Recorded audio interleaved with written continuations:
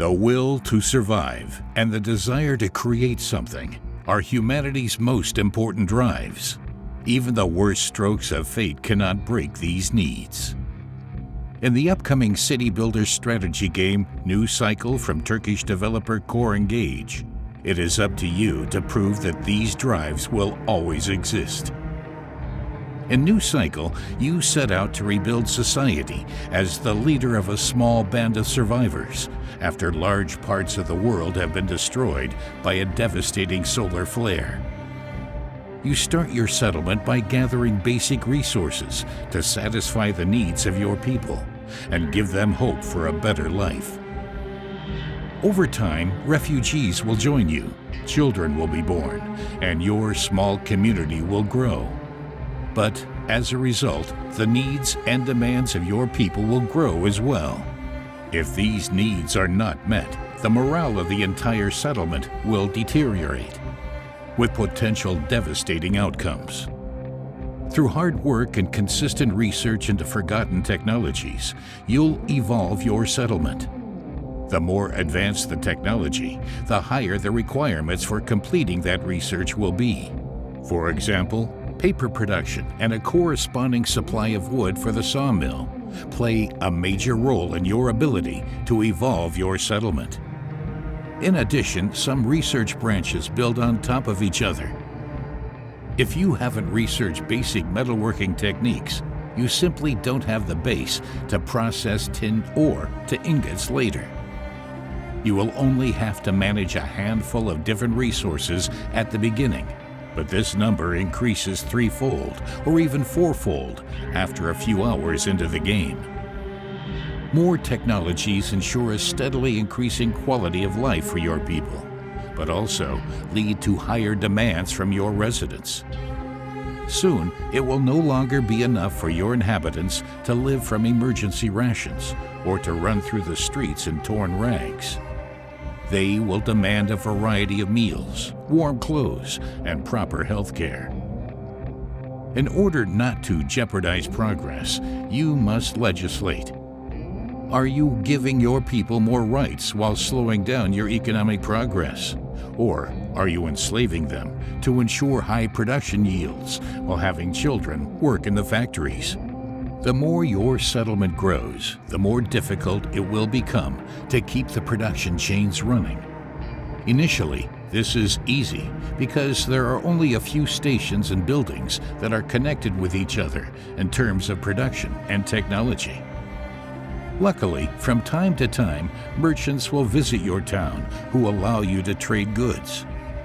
As you progress, you'll need to weigh up exactly how many hunter-gatherers you really need to maintain basic supplies.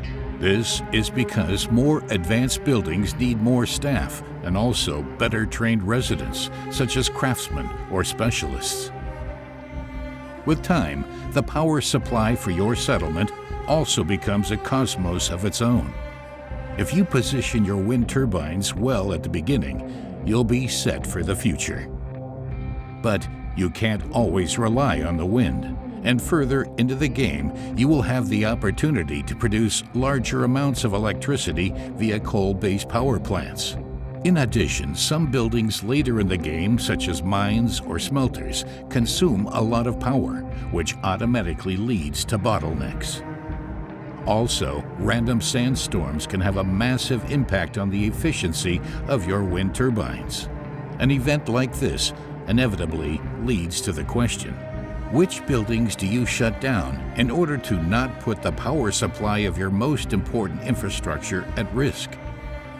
And how will your residents react to smaller food rations or to strenuous extra shifts, even if it is only for a short time? The morale of your residents is not the only challenge. Harsh winters, sandstorms, droughts, and other natural disasters pose a constant threat to your fragile community's efficiency and health. Of course, there are also glimmers of hope. Completing tasks brought to you by your residents or visitors is always a welcome morale booster. It gets even more exciting in the later parts of the game, when you're able to send expeditions into the surrounding areas of your town. You never know what resources and opportunities your scouts will encounter on their journeys. Maybe they'll find valuable resources that you can mine, or even a particularly rich hunting ground. In any case, it is worthwhile to explore the world around you and set up outposts, even if it is only a watchtower which guides new refugees to your settlement. The fight for survival in New Cycle is an exciting roller coaster of ups and downs that will demand everything from you. Only smart city planning with constant development, quick problem solving, and the courage to make hard decisions can ensure the survival of your settlement. Core Engage's debut title takes the best from other well-known city builder games, but at the same time, the developers make sure to give the genre its own spin to make New Cycle's gameplay unique. The game will release in early access on January 18th, offering a sandbox mode, as well as a campaign that acts as both a large-scale adventure and tutorial that will teach you everything you need to know to succeed in the more challenging scenarios. Prepare to take drastic measures to save these cities from their demise. In Sandbox mode, you can select exactly how difficult the game will be and which biome you want to settle down in. Each biome available at the Early Access launch offers an exciting mix of advantages and disadvantages.